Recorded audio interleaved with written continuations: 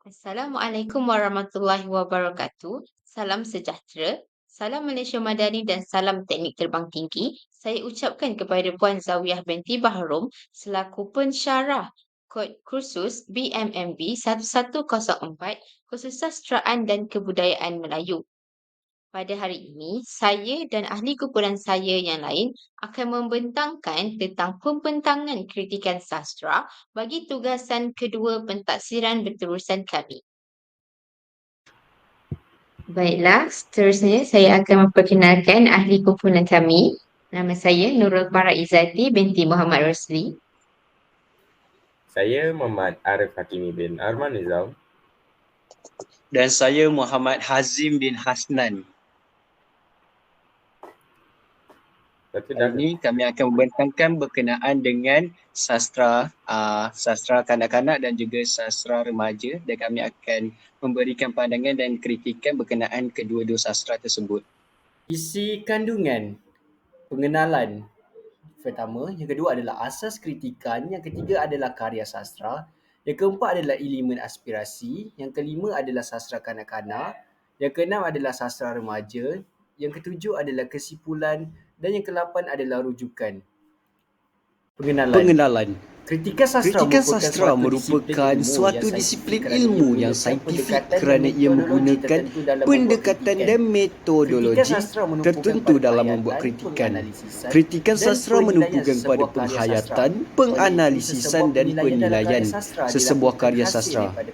Oleh itu, sesebuah penilaian dalam karya sastra dilakukan hasil daripada pengamatan, pentafsiran, penganalisisan, pertimbangan serta penghakiman yang rasional, tepat, adil dan meyakinkan.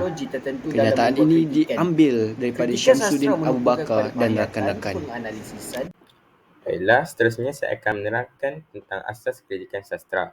Yang pertama adalah kritikan sanjungan. Kritikan sanjungan dalam istilah sanjung bermaksud pernyataan rasa kagum atau senang terhadap orang lain. Jadi, kritikan sanjungan bermaksud memuji karya atau pengarahnya yang menyerlahkan pemikiran bernas. Di samping itu, menampilkan elemen dalam karya yang baik dan menarik.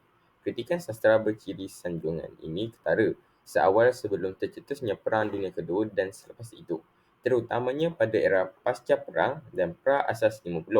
Pengkritik pada era tersebut terdiri daripada pengarah kreatif seperti Keris Melayu iaitu Muhammad Yassin Makmur dan anak negeri iaitu Muhammad Yusof Ahmad. Seterusnya adalah kritikan teguran.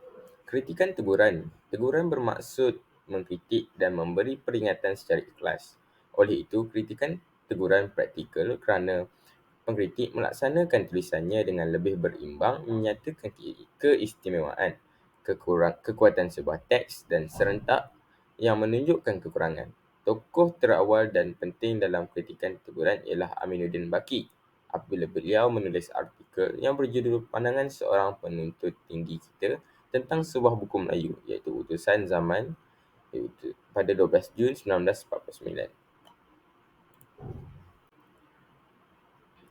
Baiklah, seterusnya adalah kritikan saranan. Kritikan saranan dari segi istilah ialah saranan bermakna anjuran atau sesuatu yang disarankan. Bagaimanapun, istilah ini membawa konotasi lain iaitu sebagai propaganda.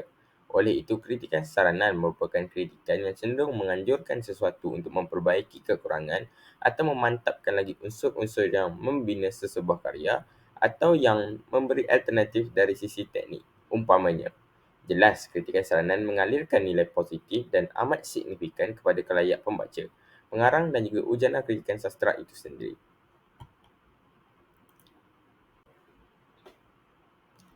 Seterusnya adalah kritikan pendekatan.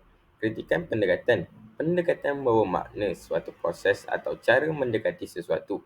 Ia merupakan usaha yang dirangka dalam aktiviti pengkajian ataupun kaedah untuk mencapai pengertian tentang masalah penelitian. Dalam bidang kritikan kesusastraan, pertimbangan dan penilaian yang dilaksanakan, pengkritik lazimnya menggunakan sesuatu aspek atau landas tinjauan yang tertentu. Landas atau dasar tinjauan itu mungkin merupakan ilmu atau teori tertentu pula.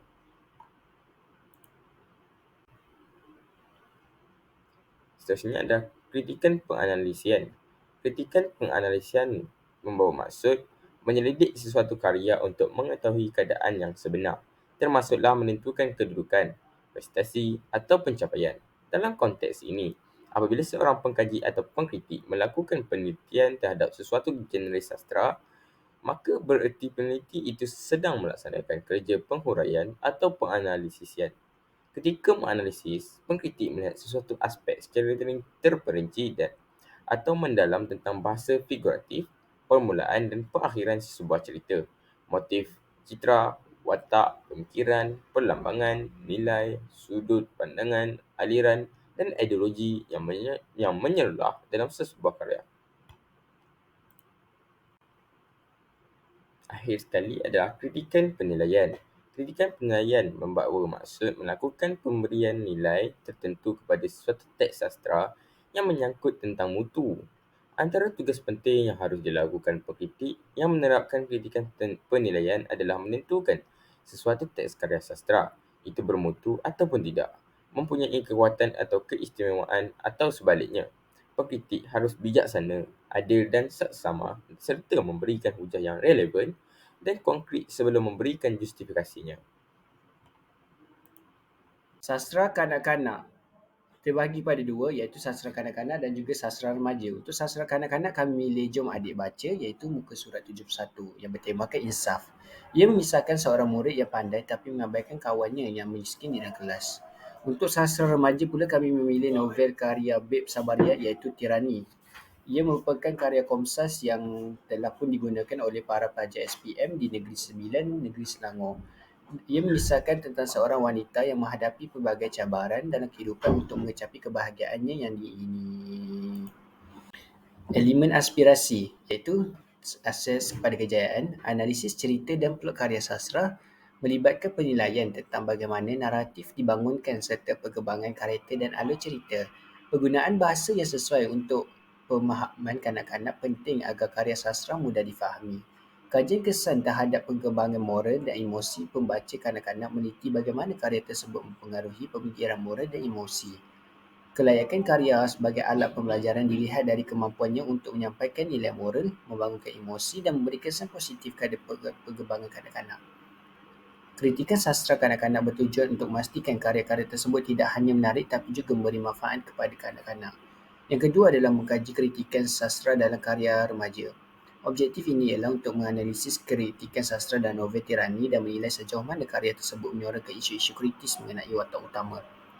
Penilaian juga ditumpukan pada kejayaan penulis dalam mengemukakan kritikan sastra dari sudut pandangan feminis serta impaknya terhadap pemikiran dan kesedaran pembaca remaja. Seterusnya, saya akan membentangkan tentang karya sastra kanak-kanak, iaitu buku sastra Jom Adik Baca pada muka surat 71 yang bertemakan insaf. Baiklah, seterusnya adalah sinopsis. Sastra kanak-kanak ini mengisahkan tentang seorang murid yang bernama Ravi yang merupakan seorang murid yang pintar. Selain itu, terdapat juga seorang murid yang bernama John. John ini merupakan seorang pelajar miskin sekaligus rakan kepada Ravi, tetapi tidak dihiraukan oleh Ravi dan rakan sekelasnya. Semasa pembelajaran, cikgu kepada Ravi dan John menegur dan memberi nasihat kepada Ravi kerana tidak mengajak John untuk bergabung dalam aktiviti perkumpulan, sehinggalah Ravi dan rakan sekelasnya insaf akan perbuatan mereka. Baiklah, kritikan sastra kanak-kanak yang pertama ialah kritikan pendekatan di bawah nilai moral. Pada cerita tersebut, pengarang menunjukkan sikap Ravi dan rakan sekelasnya telah meminggirkan John yang merupakan seorang anak yang miskin. Ravi dan rakannya juga turut tidak mengajak John menyertai mereka semasa aktiviti berkumpulan sehingga John berasa sedih. Pengarang mengajarkan bahawa sikap tidak menghiraukan atau meminggirkan rakan sekelas boleh membuatkan seseorang itu berasa sedih. Ini merupakan contoh ayat dalam sastra tersebut, iaitu ramai rakan sekelas meminggirkannya termasuklah Ravi. Semasa aktiviti berkumpulan, Ravi dan rakan-rakannya tidak mempedulikan John. John berasa sedih. Pada cerita tersebut, iaitu kritikan sanjungan, Pada cerita tersebut, pengarang juga menunjukkan sikap Ravi dan rakan sekelasnya yang menghormati terhadap guru mereka. Sebagai contoh, ketika guru mereka memberi teguran dan nasihat, mereka tunduk ketakutan dan tidak berani melawan guru mereka. Hal ini menunjukkan pengarang ingin menunjukkan sikap hormat menghormati terhadap orang yang lebih tua dan menghormati guru yang menyampaikan ilmu. Ini adalah bukti ayat dalam sastra tersebut. Ravi, mengapa John tidak ajar bersama-sama dalam aktiviti kumpulan? Kalau ditengokkan pada garisan merah itu, semua murid dalam kumpulan itu terdiam. Mereka tunduk ketakutan. Itu adalah menunjukkan bahawa mereka sangat menghormati guru dan mereka patuh pada arahan guru. Iaitu, contoh ayatnya adalah, baiklah cikgu, jawab Ravi. Semua murid mengangguk, faham dan insaf akan kesalahan mereka. Seterusnya adalah kritikan sanjungan. Pengarang menampilkan watak seorang cikgu yang baik hati kepada Ravi dan juga John kerana memberi nasihat serta menegur kesalahan Ravi dan rakan sekelasnya kerana tidak memperdulikan John yang merupakan seorang murid yang miskin. Semasa menjalankan aktiviti berkumpulan, akhirnya mereka insaf akan perbuatan mereka. Hal ini menunjukkan pengarang mengajarkan sikap simpati dan saling membantu itu penting dalam kehidupan semua orang. Baiklah, berikut merupakan contoh ayat dalam sastra tersebut.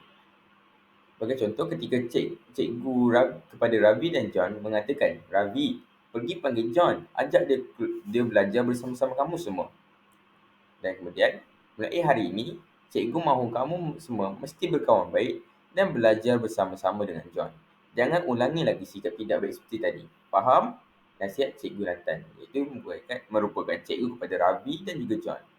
Oleh itu, semua murid mengangguk faham dan insaf akan kesalahan mereka.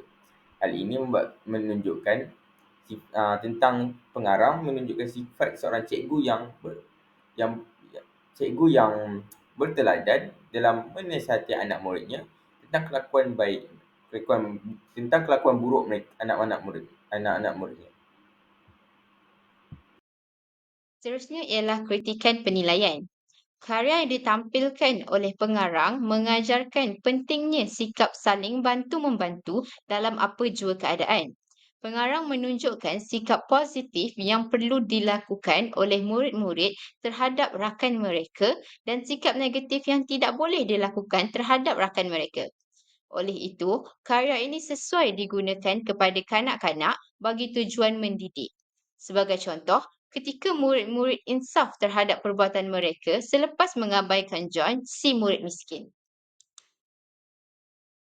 Berikut merupakan contoh ayat dalam karya sastra kanak-kanak ini yang menunjukkan murid-murid tersebut insaf dengan perbuatan mereka, iaitu mulai hari ini, cikgu mahu kamu semua mesti berkawan baik dan belajar bersama-sama dengan John. Jangan ulangi sikap tidak baik seperti tadi. Faham? Nasihat Cikgu Nathan. Semua murid mengangguk faham dan insaf akan kesalahan mereka. Seterusnya kita beralih kepada karya sastra remaja karya Bib Sabariah Mikirani. Sinopsisnya mengisahkan seorang gadis yang bernama Wahidah mahu menjadi cantik dan berhidung mancung kerana hidung asalnya adalah penyeklah. Wahidah juga ingin mencapai kemajuan atas nama dirinya dalam bidang pelancongan sehingga suaminya Zahid menyatakan bahawa Wahidah telah mengabaikan batas-batas pergaulan sebagai isteri. Bagi menjadi cantik, Wahidah yang kebetulan hidungnya digigit monyet melakukan pembedahan rekonstruksi atau pembinaan semula wajahnya dengan memasang hidung palsu, menjadikannya hidung mancung dan cantik. Dengan kejayaannya menjadi cantik, datang jugalah kejayaan dalam bidang kerjaya. Bidang pelancongan yang diterokainya telah mempertemukannya dengan suaminya Zahid. Anak rakan niaganya di Sarawak iaitu Datuk Yasir. Kecantikan dan kejayaannya dalam kerjaya yang dicapai oleh Wahidah tidak menjamin kebahagiaan rumah tangga. Kecantikan itu menyebabkan tugasnya bertambah berat dan harapan orang terhadapnya melambung tinggi sehingga Wahidah tidak larat memikulnya. Cinta Wahidah terhadap suaminya begitu mendalam sehingga jatuh sakit jiwa setelah diceraikan oleh suaminya. Perceraian itu berpunca daripada wajah anaknya yang tidak mewarisi kecantikan dirinya dan ditambah dengan rasa cemburu oleh Zahid. Akhirnya Wahidah bertekad untuk berjaya dan berdikari dalam bidang pelancongan dengan menguruskan sebuah chalet di Cameron Highland. Kemajuan chalet yang diusahakan oleh Wahidah dan anaknya Izzati telah menarik kehadiran ramai pelancong termasuklah Zahid. Akhirnya mereka ditemukan di chalet itu. Namun di sudut hati Wahidah dan Zahid terselah satu falsafah hidup bahawa kecantikan seseorang hanyalah satu tirani. Pengarang menampilkan watak Wahidah sebagai seorang wanita yang sangat cekal dan kuat, serta pandai berdikari di atas kakinya sendiri. Apabila dia telah berjaya membuka sebuah chalet yang diberi nama Chalet Ajar Sakinah selepas ditinggal oleh suaminya Zahid. Hal ini menunjukkan kebangkitan seorang wanita yang telah dituduh dengan kejam oleh suaminya sendiri. Wahidah juga berjaya membesarkan anaknya bersama Zahid, iaitu Izaki, walaupun tanpa bantuan susuk tubuh seorang suami di sisinya. Ini merupakan bukti daripada kritikan sanjungan saya tadi, iaitu seperti mengendalikan tanjau emas daripada pengurusan kafilah. Kini chalet ini diberikan nafas dan nama baru, Chalet alias Sajinah. Maksudnya cahaya matahari dan air dari bukit. Nama kafe dan restoran ini kekal. Saya suka akan nama-nama itu. Wahidah menjawab dengan penuh semangat. Kritikan sanjungan yang seterusnya pada awal plot novel ini, terdapat babak iaitu ibu pada Wahidah Puan Raidah yang tidak membenarkan anaknya itu melakukan pembedahan pada hidungnya yang pesek semata-mata untuk kelihatan cantik kerana bertentangan dengan syariat agama Islam yang mengharamkan umat Islam untuk mengubah rupa wajah ciptaan Allah SWT tanpa sebab yang munasabah. Hal ini menunjukkan sikap bertanggungjawab seorang ibu sebagai seorang Muslim sejati yang melarang anaknya untuk melakukan perkara haram di sisi Islam. Contoh ayat dalam novel tersebut ialah, kecantikan asli ciptaan Tuhan mestilah dipelihara. Bersyukurlah Ida, janganlah sekali-kali engkau cuba mengubah ciptaannya. Bisikan Raidah. Emak tersayang terus singgah dalam benaknya. Ungkapan Raidah yang banyak kali diucapkan dan setiap kali disuarakan bersalut dengan sebab, iaitu lantas menangkung air jernih mata pada Wahidah agak lama. Kritikan sanjungan yang terdapat di dalam novel ini ialah terdapat banyak gaya bahasa yang menarik digunakan oleh pengarah dalam karya novel ini. Hal ini menyebabkan novel tersebut lebih seronok untuk dibaca kerana penggunaan bahasa indah sekaligus dapat memberikan pendedahan kepada golongan remaja untuk menggunakan pelbagai gaya bahasa dalam penulisan mereka agar dapat melahirkan lebih ramai pelapis penulis karya sastra yang berkualiti serta karya yang bermutu tinggi. Contoh ayat dalam novel tersebut ialah gaya bahasa paradoks. Hati Wahidah dijentik sayu, namun semakin tabah setelah menerima sokongan keluarga sebagai doa dan harapan untuk dia keluar dari bilik itu dengan selamat. Wahidah sedar dari situ dia akan serong. Diksi bahasa Arab. Semoga Allah mengampunkan dosa Mat, desis Nasuha. Al-Fatihah, sepatah Wahidah berbisik. Suasana hening seketika dalam penghayatan doa, serentak tangan diraup ke muka. Amin. Baiklah, seterusnya dalam karya tersebut terdapatnya kritikan pendekatan agama. Terdapat banyak petikan berkaitan agama yang diambil daripada Al-Quran dan juga hadis yang diletakkan oleh pengarang dalam novel tirani ini. Hal ini demikian dapat memberikan ilmu yang baru kepada pembaca sekaligus juga memberi peringatan kepada mereka perihal perkara yang berkaitan hukum agama dan disertakan juga bukti-bukti seperti hadis dan ayat Al-Quran. Baiklah, berikut merupakan contoh ayat dalam novel tersebut ialah, perkahwinan itu sesungguhnya menenteramkan jiwa, menahan emosi dan menghindarkan kita daripada melakukan perbuatan yang terlarang. Terimbau kata-kata penceramah semasa menghadiri kursus perkahwinan seminggu sebelum menikah. Antara saranan Nabi Muhammad SAW yang bermaksud, tidak ada hidup membujang dalam Islam kerana perbuatan menghindarkan perkahwinan untuk mengelakkan tanggungjawab dan kesusahan, artinya mengharamkan apa yang dihalalkan oleh Allah SWT. Sesungguhnya keadaan kekuasaannya apabila ia menghendaki adanya sesuatu, hanyalah ia berfirman kepada hakikat benda itu, jadilah engkau, maka ia terus menjadi. Zahid mengimbau kandungan ayat surah Yasin berhubungan dengan kun fayakun. Apa kata kalau dia tidak ke Flamingo, sebaliknya menginap di The Four Seasons Hotel, Pan Pacific atau di Ritz-Carlton Millenia? Sudah tentu dia tidak bertemu dengan Wahidah. Akan tetapi, kenapakah hati tergerak untuk ke Flamingo? Tak ada Tuhan, tentunya Zahid mendesis. Baiklah, seterusnya adalah kritikan pendekatan nilai moral. Pada pertengahan plot novel ini, sikap Zahid yang ditampilkan oleh pengarah ialah sebagai seorang suami yang panas baran dan tidak matang kerana Zahid menuduh Wahidah mempunyai teman lelaki di belakangnya hanya disebabkan oleh sikap curiga dan faktor kecemburuan yang tidak bertempat. Zahid tidak mahu mendengar penjelasan Wahidah dan terus menghukum Wahidah sebagai seorang isteri yang curang serta menceraikannya. Hal ini menunjukkan sifat tidak bertoleransi antara suami dan isteri ketika berhadapan dengan konflik dalam rumah tangga mereka. Baiklah, berikut merupakan contoh ayat dalam novel tersebut ialah, Jadi, abang bukanlah orang yang pertama mengagumi Ida. Engkau hebat, engkau harum, engkau ayu, engkau anggun, dan engkau 5 bintang. Zahid terus menceceh lagi.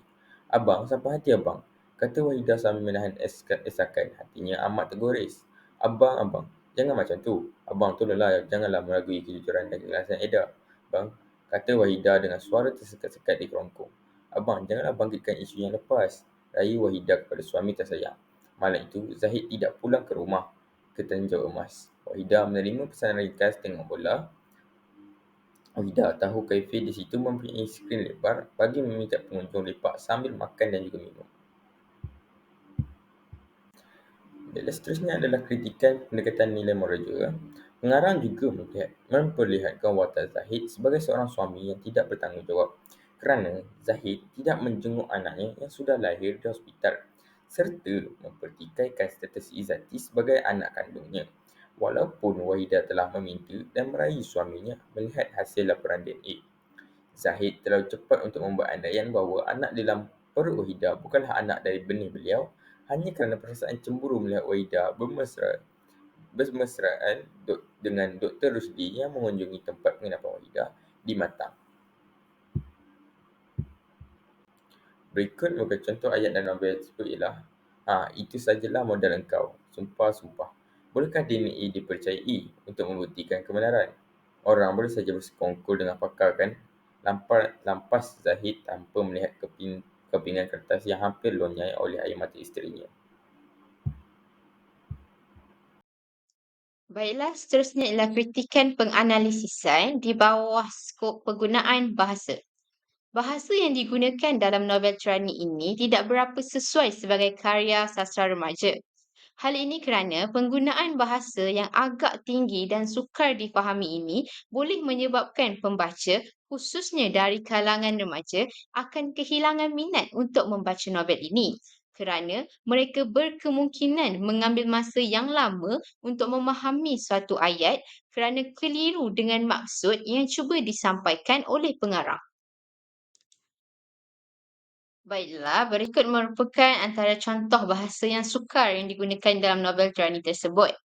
Pada pendapat saya, terdapat beberapa perkataan yang jarang kita gunakan dalam kehidupan seharian dan juga terdapat beberapa perkataan yang tidak pernah langsung didengari, bukan sahaja oleh saya sendiri, malahan saya juga yakin bahawa beberapa golongan remaja juga tidak pernah mendengar perkataan tersebut, iaitu seperti perkataan melongo, fata morgana, diksi dan awan kumulus. Jadi, beberapa perkataan ini membolehkan mereka menyalah tafsirkan maksud yang cuba disampaikan oleh pengarang ataupun membuat mereka keliru dengan apa yang cuba disampaikan oleh pengarang di dalam teks tersebut. Baiklah, kritikan sastra yang seterusnya ialah kritikan teguran. Novel Tirani ini merupakan sebuah karya sastra yang menyasarkan golongan remaja sebagai pembacanya. Namun begitu, sesetengah plot cerita di dalam novel ini mempunyai konflik yang tidak berapa sesuai dengan remaja seperti isu masalah rumah tangga.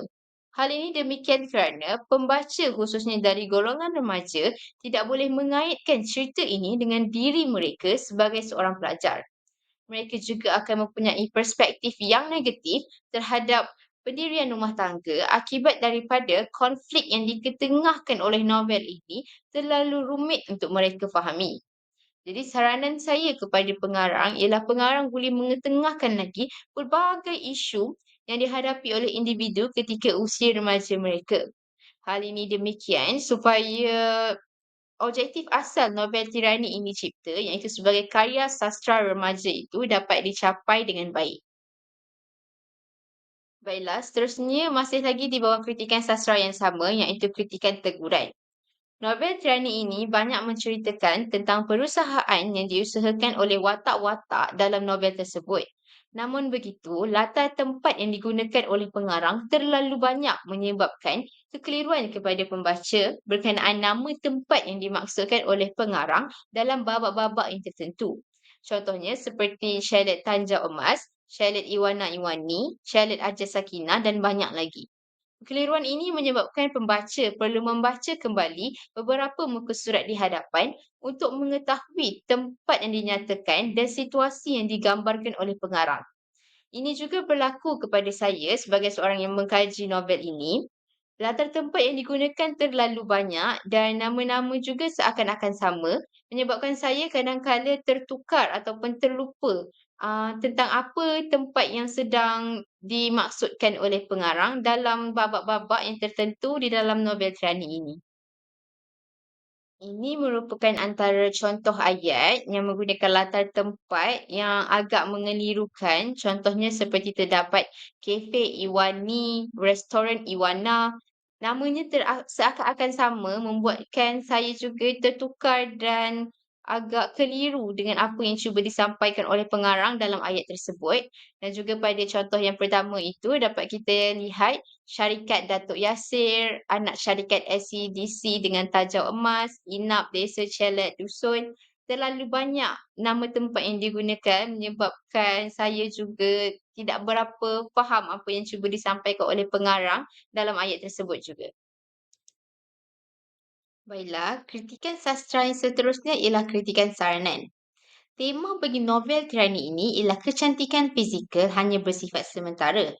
Yang kekal adalah ilmu dan pengetahuan yang kita miliki serta kekuatan itu yang akan melindungi kelemahan diri kita. Tema novel ini lebih menjurus untuk menceritakan berkenaan kebangkitan wanita dalam mencari kekuatan dirinya sendiri. Namun begitu, plot-plot di dalam novel ini lebih banyak menceritakan berkenaan masalah yang dihadapi oleh pasangan suami isteri yang berakhir dengan kegagalan rumah tangga. Pengarang seharusnya menceritakan dengan lebih mendalam bagaimana watak utama iaitu Wahidah sendiri bangkit membina jati dirinya sehingga boleh menubuhkan pusat penginapannya sendiri. Baiklah, seperti yang kita ketahui, tema bagi novel ini ialah ilmu dan pengetahuan yang kita miliki sebagai kekuatan untuk melindungi kelemahan diri. Oleh itu, pengarang seharusnya menekankan ilmu dan pengetahuan serta kekuatan yang terdapat pada Wahidah sebagai watak utama untuk terus bangkit apabila menghadapi pelbagai cabaran dan rintangan. Namun, pengarang meletakkan kebangkitan Wahidah itu pada penghujung dan pengakhiran cerita sahaja. Saranan saya kepada pengarang ialah pengarang boleh membawa sedikit ah, cerita Wahidah membangkitkan dirinya sendiri itu ke tengah plot supaya pembaca tidak hanya tertumpu kepada konflik rumah tangga Wahidah yang dihadapinya bersama Zahid ketika berada di pertengahan plot, tetapi juga diselangkan dengan kebangkitan supaya pembaca tidak hanya tertumpu kepada konflik itu sahaja. Baiklah, masih lagi di bawah kritikan saranan, iaitu pengarang boleh menceritakan dengan lebih lanjut berkenaan apa yang terjadi setelah Zahid berjumpa kembali dengan Wahidah dan anaknya Izzati. Hal ini demikian kerana pada akhir novel ini, pengarang hanya menceritakan babak mereka bertemu kembali selepas sekian lama tanpa memberi penjelasan kepada pembaca apa yang terjadi antara Zahid dan Wahidah. Sama ada mereka merujuk kembali menjadi suami isteri, hanya menjadi sahabat atau kekal untuk memutuskan hubungan mereka. Justru itu, hal ini dapat menunjukkan plot akhir cerita yang tergantung dan menjadi persoalan kepada pembaca. Baiklah, berikut merupakan contoh ayat di akhir novel Trani ini yang menunjukkan Izzati sedang memujuk emaknya supaya berhenti menangis dan memaafkan segala kesilapan bapanya iaitu Zahid. Wahidah pula tersentuh dengan kemuliaan hati Izzati ini walaupun Izzati tidak pernah merasakan kasih sayang seorang bapa daripada Zahid tetapi dia tetap memilih untuk memaafkan bapanya itu. Dan cerita ini hanya terhenti di sini tanpa pengarang memberitahu kepada pembaca apa yang terjadi antara mereka bertiga ketika babak itu terjadi. Jadi, sebagai saya sendiri seorang yang membaca cerita ini, saya juga tertanya-tanya tentang apa yang terjadi antara Wahidah dan juga Zahid, serta bagaimana Zahid menerima Izzati kembali dan bagaimana Izzati anaknya itu sendiri menerima bapaknya yang sudah kembali iaitu Zahid. Jadi dan saranan saya ialah pengarang boleh menambahkan sedikit lagi tentang apa yang terjadi selepas itu supaya pembaca tidak tertanya-tanya tentang pengakhiran cerita novel Trani ini. Baiklah kesimpulannya, kritikan sastra ini diperlukan untuk melahirkan lebih banyak karya sastera yang berkualiti. Hal ini demikian kerana adanya penghargaan, teguran dan juga seranan yang diberikan oleh pembaca. Pengarang dapat menambah baik penulisan mereka bukan sahaja dari segi plot cerita, malahan juga menambah baik kesesuaian tema dan watak, penggunaan bahasa yang betul dan bersesuaian mengikut jenis karya sastera dan pelbagai lagi. Baiklah, sekian itu sahaja daripada kami. Terima kasih.